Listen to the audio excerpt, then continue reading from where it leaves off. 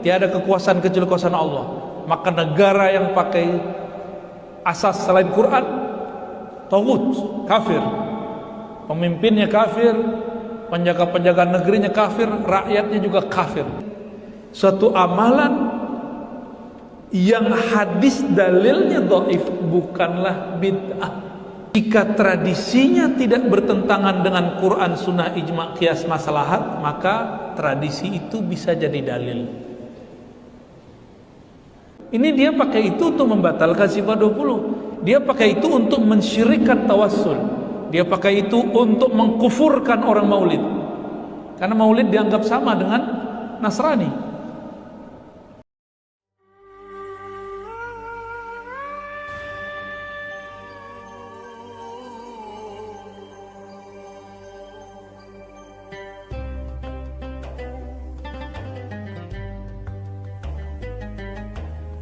Kita tentang apa tadi?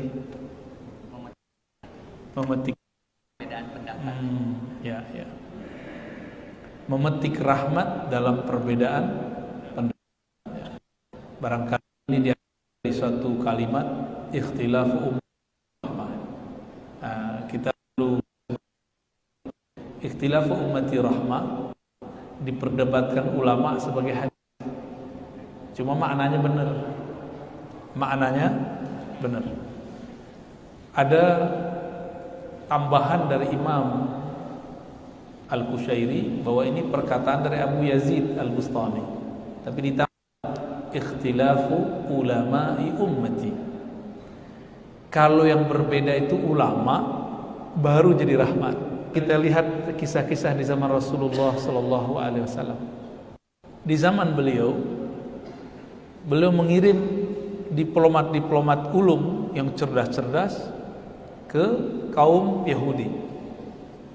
Namanya Huyai bin Akhtab, hadis Bukhari dan Muslim. Dikirimlah ke sana, lalu beliau kasih kalam, la yusalliyanna ahadukumul asra illa fi Bani Quraizah.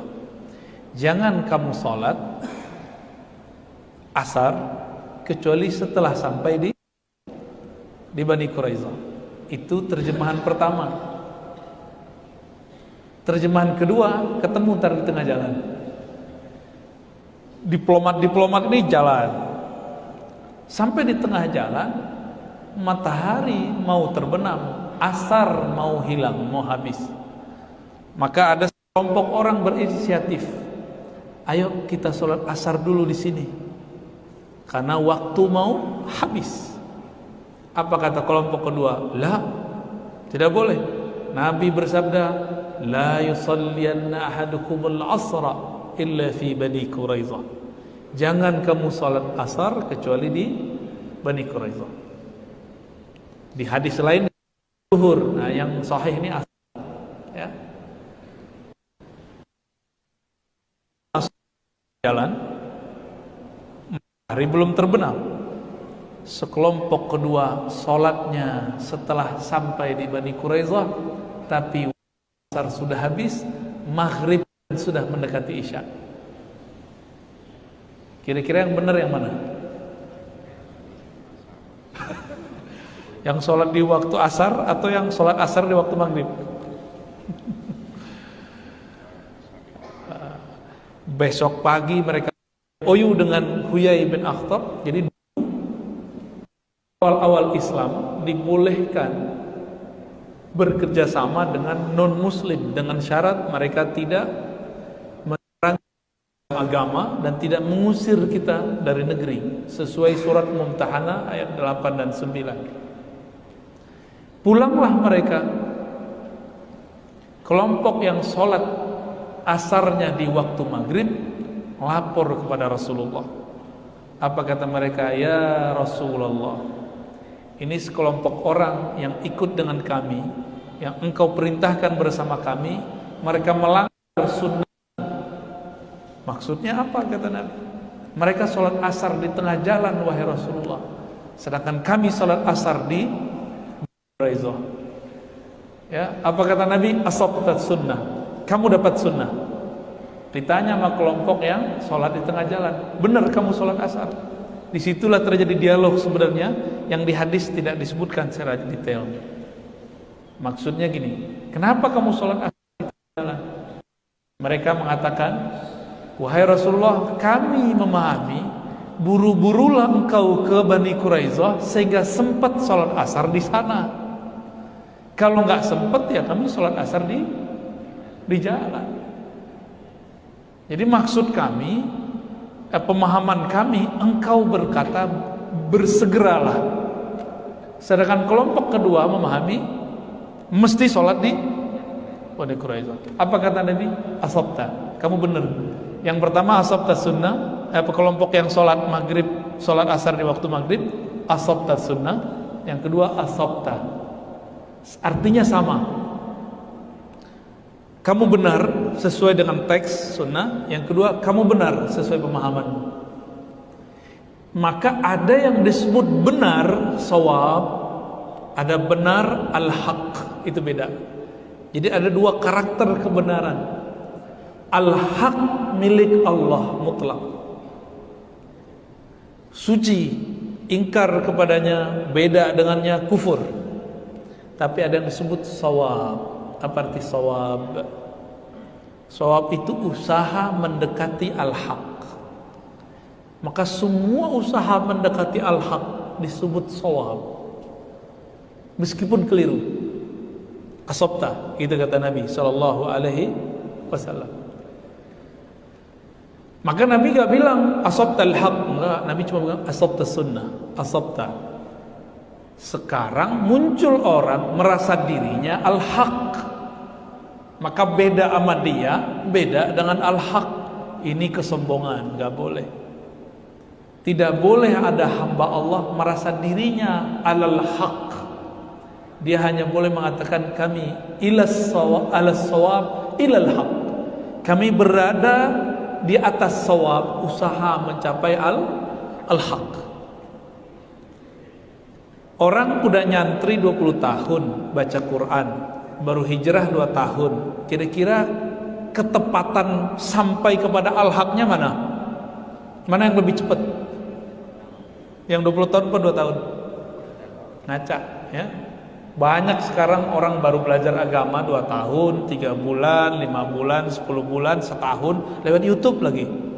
Berani nyalahin kiai yang sudah 15 tahun, 20 tahun, 30 tahun, mewakafkan dirinya untuk agama, mengajar kitab setiap hari, berbuihkan Al-Quran dan Sunnah harinya. Maka kita harus ngaca kita.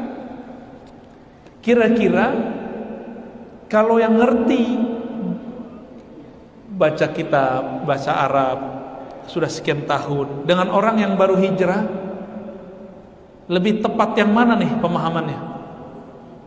Yang ngerti bahasa Arab. Yang ngerti bahasa Arab juga beragam. Ada yang sudah sebulan, ada yang sudah setahun, ada yang sudah 10 tahun, ada yang 20 tahun. Maka sama kayak kita kerja, orang yang sudah lama kerja dia pengalamannya lebih banyak, ya. Jadi jangan coba-coba menyalahkan orang cuma karena beda sama kita. Husnuzon sama dia. Ini Nabi ambigu nggak? Ada yang berani bilang Nabi ambigu? Kafir, ya.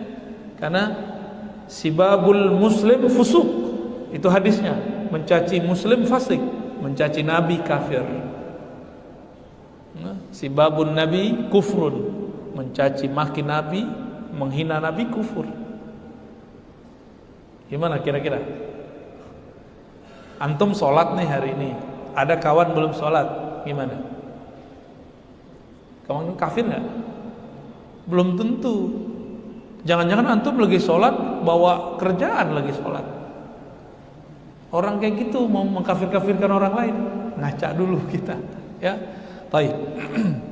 Itu baru satu kisah bahwa di zaman Nabi memberikan ruang kebenaran lebih dari satu.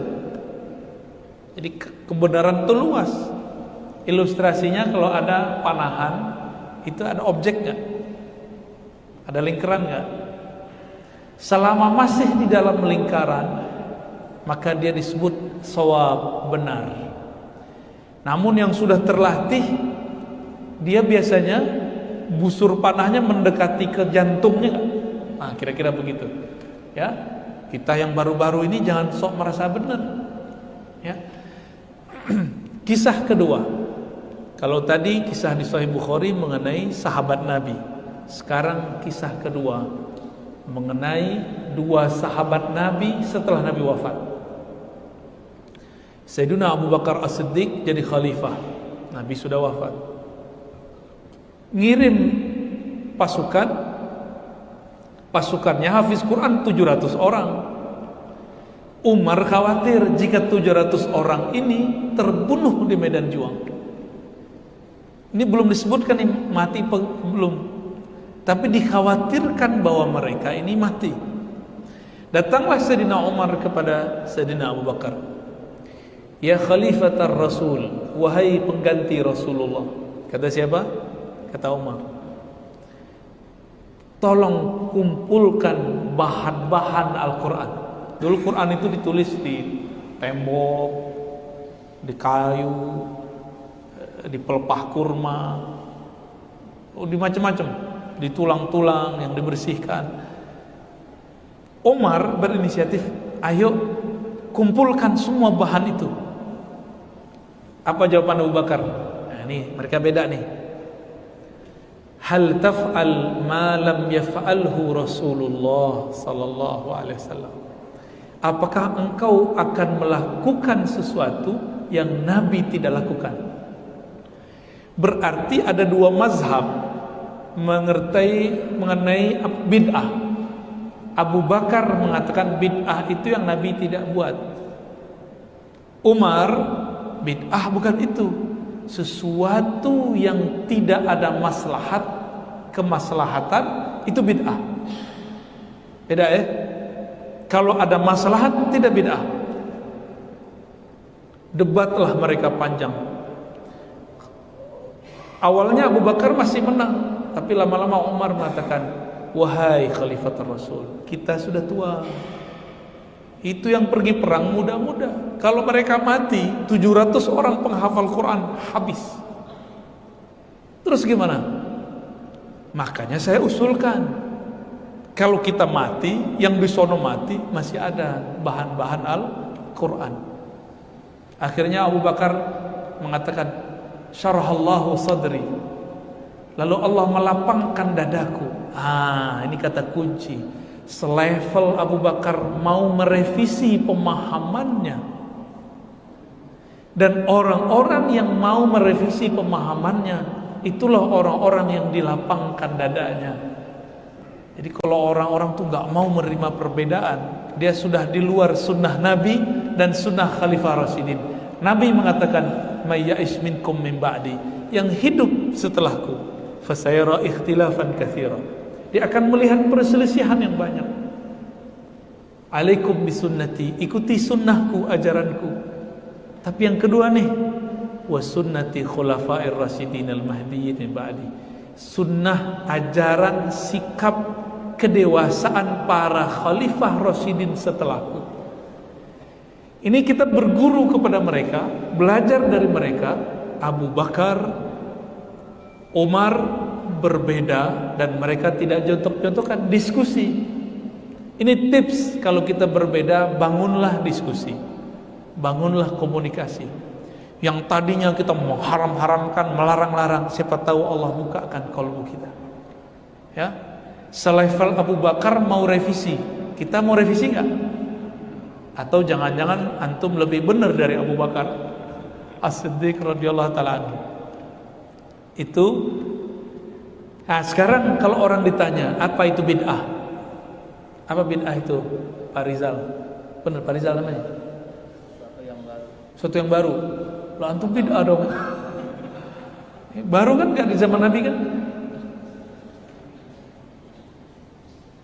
Sesuatu yang baru, apalagi bid'ah? Apa bid'ah Pak? Pak Thohirin, benar? Keluar dari syariat. Syariat siapa nih? Ada lagi bid'ah Pak? Apa Pak Amiruddin? Sesuatu yang baru yang tidak dilaksanakan oleh Rasulullah. Baru dari sana Nabi. Aneh mau tanya, Nabi pernah nggak baca Quran pakai mushaf? Pernah nggak? udah baru, nggak pernah dilakukan Nabi. Antum balik bid'ah semua. Kalau itu bid'ah, maka akan banyak yang masuk neraka. Kalau itu bid'ah, akan banyak yang sesat. Ayo gimana? Sesuatu yang hadisnya dhaif, enggak masuk. Kalau masih ada hadisnya walaupun dhaif, tidak disebut bid'ah. Tolong diingat-ingat. Suatu amalan yang hadis dalilnya dhaif bukanlah bid'ah. Berarti masih ada dalil cuma dhaif. Apalagi ada dalilnya yang sahih. Apa bid'ah? Apa bid'ah? Muka itu bid'ah. Nih, ingat-ingat ya. Al-bid'ah kita ambil dari imamnya kelompok yang suka membid'ah-bid'ahkan sekarang. Nama imamnya Ibnu Taimiyah. Wafat 708 Hijriah. Dulu saya sering bahas ini 3 tahun lalu waktu pulang pergi ke kampung suka bid'ah-bid'ahin kita. Kita kasih kitabnya. Cuma karena kita yang bacain dia nggak percaya. Dibaca sendiri bingung juga kok iya ada. Kitab Iqtida Siratal Mustaqim. Kalau yang bisa baca kitab cari PDF-nya 2 jilid. Apa kata Ibnu Taimiyah rahmatullah alaihi? Al-bid'atu ma lam yadulla alaihi dalilun syar'i. Bid'ah itu malam sesuatu yang tidak yadulla ditunjukkan oleh dalil syar'i. Hampir mirip tuh Pak Thohirin tuh. Yang keluar dari syariat, ente nilainya 7. Ya. Sesuatu yang tidak ada dalil syar'i. Sekarang kita nanya, dalil syar'i itu apa? 1, Quran. 2, hadis atau sunnah ya. 3, ijma. 4, qiyas. Qiyas aja udah panjang. 5, ini 4 nih. 4 disepakati. Ada lagi 5, maslahat. Awal BPJS keluar banyak nggak kiai anti? Bener. Pas kiainya sakit pakai BPJS. Direvisi lagi fatwanya. Dulu pakai celanaan makruh kata ulama kita dulu. Pakai dasi. Ada hari pakai dasi, Pak? Nggak ada ya? Lidahnya panjang tuh. Dulu awal-awal pakai dasi itu muncul di negeri ini difatwakan haram oleh ulama, tapi lama-lama tidak. Yang haram itu nutup aurat, buka aurat. Ya. Bukan berarti sama bentuk modelnya haram kan. Dulu zaman-zaman tahun 90-an pakai batik sholat, diulang lagi sholat Jumat. Bentar pagi. Ya, saya masih ingat guru saya, kalau ada yang ngimamin pakai batik, dia ulang lagi sholatnya. Pakai batik doang pada. Emang di Arab kan bajunya itu aja, putih. Baju perempuan 3, hitam. Ya. Benar ya? Karena emang negerinya begitu, hijaunya jarang, padang pasir lebih banyak, gunung, padang pasir, begitu aja. Negeri kita banyak warna, maka itu mempengaruhi budaya berpakaian. Oke, kembali. Jadi bid'ah itu yang tidak ada dalil syariatnya. Dalil syariat tadi udah berapa? Quran, sunnah, ijma, qiyas. Ada lagi tadi maslahat. Yang ngomong bukan saya, yang ngomong Ibnu Qayyim, murid Ibnu Taimiyah, imam kelompok yang sekarang suka membid'ahkan. Apa kata Ibnu Qayyim? Kullu maslahatin dinun. Setiap kemaslahatan itu agama. Itu dalil. Ya, fingerprint bid'ah itu Pak. Wajib fingerprint nggak? Wajib. Saya kabur nggak berani kerja di suatu tempat karena pakai fingerprint. Udah jadi orang lepas aja kita, ngajar tetap ngajar di kampus, tapi yang nggak pakai fingerprint. Kalau fingerprint, saya mundur lagi, ya, mundurkan diri kita dari kampus. Untungnya kampusnya pengertian, bisa nggak pakai fingerprint. Ya. Bid'ah nggak? Tapi ada maslahat nggak di situ? Ada maslahat di situ. Oke, lagi nih. uruf, tradisi.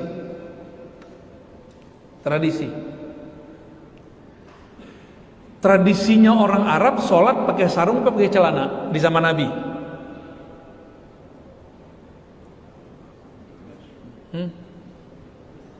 Pakai celana jeans. Nabi pakai celana nggak? Nabi nggak pernah pakai celana, mau jingkrang, mau jingkrung, mau jengkreng, nggak ada. Nabi itu pakai sarung, maka disebut Nabi itu yattaziru, ya, sahibul izar, orang yang bersarung. Ane mau tanya nih, kalau pegawai-pegawai ini kerja pakai sarung gimana? Kata Ar-Razi, itu sunnah. Saya mulai hari ini ngantor pakai sarung. Gimana? Repot gak? Sarung itu pakaian Nabi, tapi bobot syariatnya bukan di model sarungnya, tapi nutup auratnya. Maka yang disebut syariat berpakaian bukan model. Kalau ngikutin model Anda kuat. Baju Nabi itu bagi dua, atas bawah. Terus Nabi pakai jubah luar, jubah kayak habaib tuh, ya.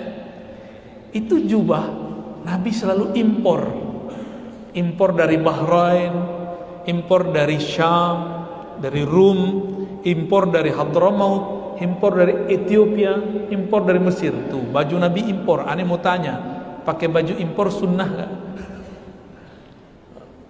Terus gimana slogan cintai produk dalam negeri? Bid'ah itu. Begitu? Kan enggak. Jadi tidak semua yang Nabi lakukan itu kemudian menjadi bobot hukum. Nabi ini berbuat bobotnya sebagai orang Arab atau sebagai Rasulullah, itu dibedakan. Bisa bedain? Nabi sebagai orang Arab, tradisi Arab udah ada belum sebelum beliau lahir? Udah ada. Kalau Nabi sebagai orang Arab wajib nggak diikuti? Enggak, tapi boleh nggak diikuti? Boleh. Bab cinta mah boleh. Nabi kemana-mana pakai serban, nggak pakai kopiah hitam. Ini bid'ah ini. Apalagi kopiah putih. Gimana nih? Besok-besok Pak Rizal lagi tugas pakai serban. Ditanya, kenapa ente pakai serban? Habis dengar pengajian Ar-Razi. Nabi kullama kharaja, ya, fa alaihi al-imamah wa ala ra'sihi imamah. Nabi setiap keluar pakai serban. Nabi enggak pakai peci, kupluk, enggak. Nabi pakai serban. Dari mana kita tahu serban ini tradisi Arab? Orang Arab ngomong, dalam kitab tertulis al-imamatu tijanul arabi. Serban itu mahkotanya orang Arab. Ane mau tanya sama antum sekarang, selain Arab ada nggak yang pakai serban sekarang?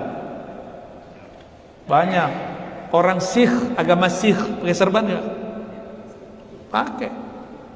Orang Sikh ini kan agama campuran, mix, di situ agama apa aja ada.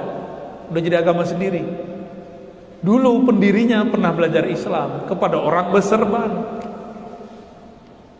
Terus nggak tahu buat agama sendiri, namanya agama Sikh. Makanya orang-orang India yang pakai serban gitu belum tentu Muslim. Biasanya itu agama baru, Sikh. Di Malaysia, seingat saya agama ini resmi.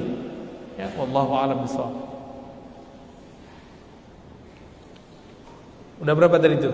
Huruf. Itu dalil semua tuh. Jika tradisinya tidak bertentangan dengan Quran, Sunnah, Ijma', Qiyas, Maslahat, maka tradisi itu bisa jadi dalil. Saya mau tanya nih, kalau ada orang meninggal, itu cara untuk ngurus jenazah beda kampung, beda tradisi nggak? Boleh nggak? Tapi biasanya tuh ibu-ibu atau yang tua-tua tuh fanatis, harus begini, nggak boleh begitu. Tengkar dekat orang mati. Padahal tengkar itu bagian daripada bid'ahnya. Yang wajib itu mandiin, ngafanin, nguburin, sholat, ngulatin 4 aja. Mandiin,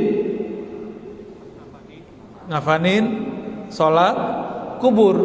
Udah, itu yang wajib. Di luar itu tradisi. Di luar itu tradisi. Sederhana kan? Nah ini kita berharap nih, bapak-bapak ini kan orang pemerintahan, kasih kabar kepada orang-orang rumah sakit, jika ada nanti gelombang berikut dari corona, siapkan orang yang mandiin khusus, ruang khusus, alat khusus, jangan sampai nggak dimandiin, jangan sampai nggak dimandiin, ya.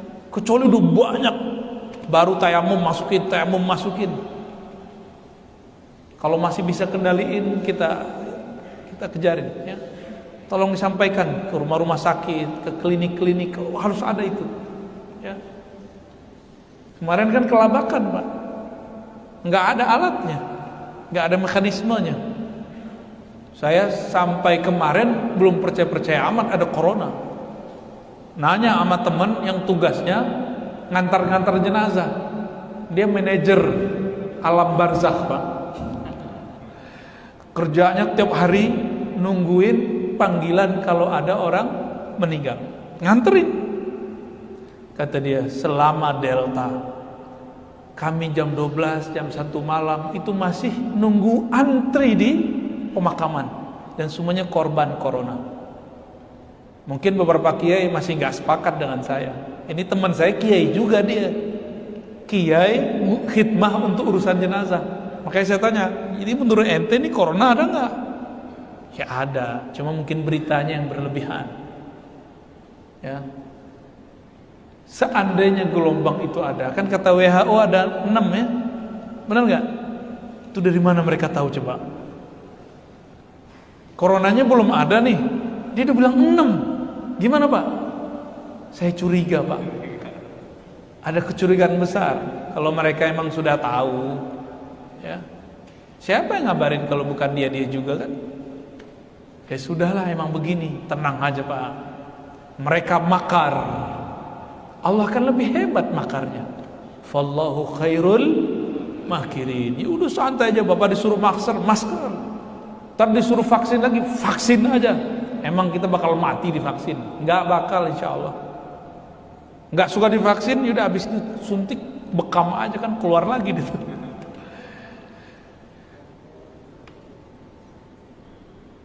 Apalagi hukumnya? Ada namanya qaulus sahabi, perkataan sahabat. Ada amal ahli Madinah, ada syar'u man qablana syar'u. Banyak dalil itu. Selama masih ada dalilnya, meskipun diperdebatkan, dia bukan bid'ah. Ya, ini kaidah, ya. Selama masih ada ulama yang mengamalkannya, ada dalil jadi sandarannya, hatta walau kana dha'ifan, meskipun dalil itu diperdebatkan kesahihannya, kedhaifannya, maka dia tidak disebut bid'ah. Saya sering mencontohkan, penilaian sahih dhaif itu ulama, bukan nabi.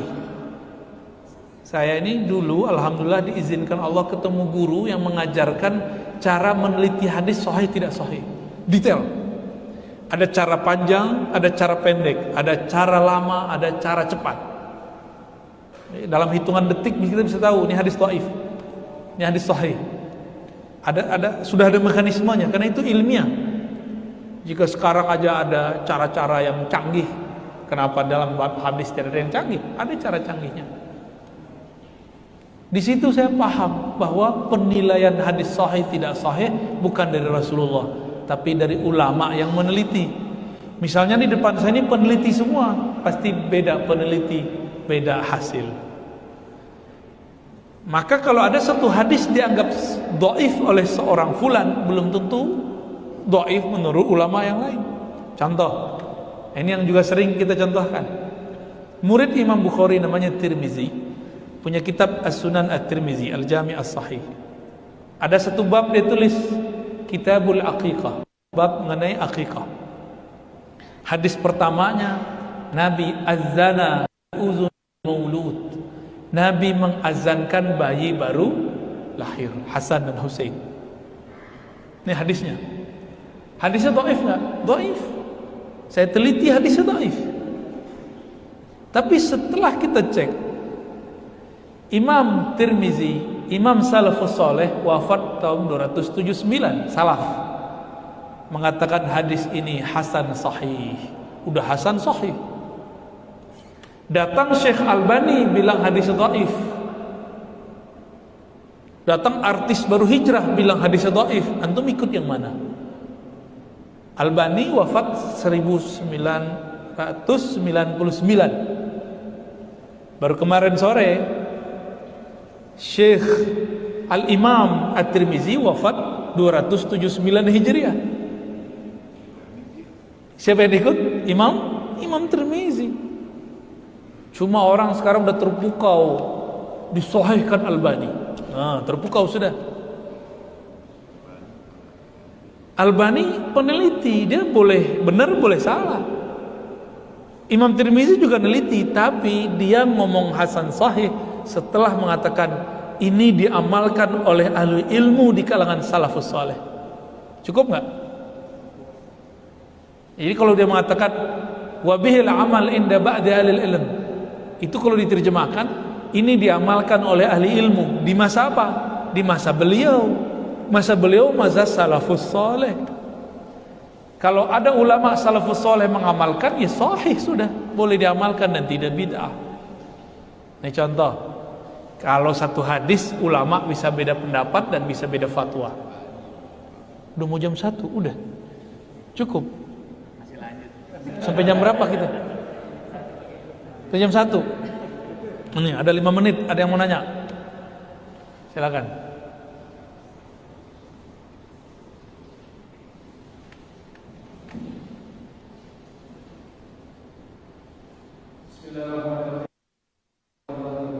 Assalamualaikum.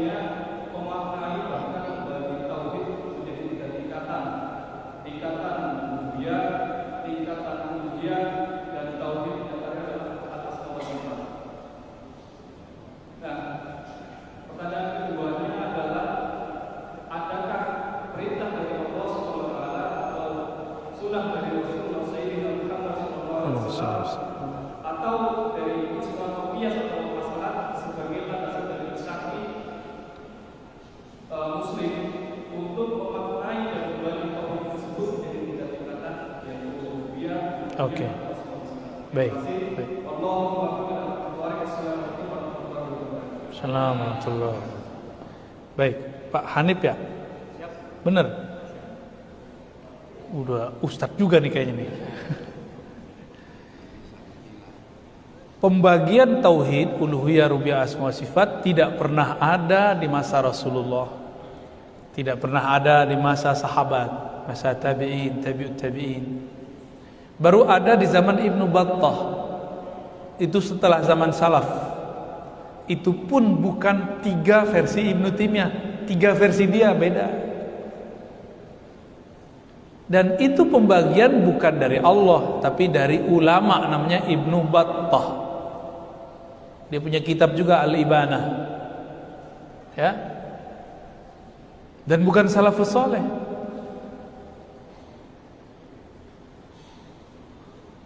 Lalu muncul Ibnu Taimiyah 3 atau 4 abad setelah Ibnu Battah mempertegas kembali karena dia tidak terima dengan konsep Imam Abul Hasan Asy'ari dan Maturidi.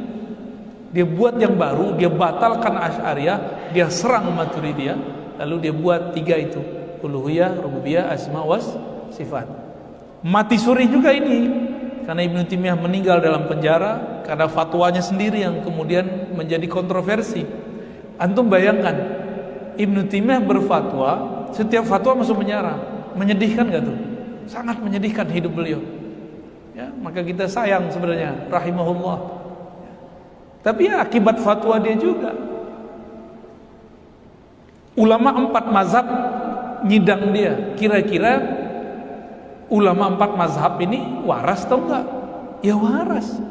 Berarti ada masalah dalam fatwa Ibnu Taimiyah. Ini yang dikatakan oleh guru saya Syekh Hasan itu.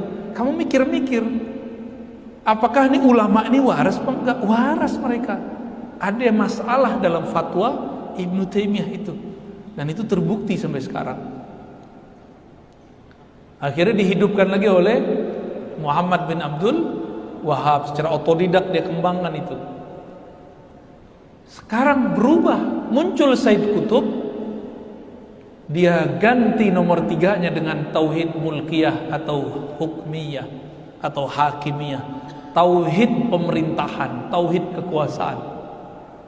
Inilah cikal bakal munculnya gerakan-gerakan ekstremis. Gak ada gerakan ekstrim dimanapun yang bawa nama Islam.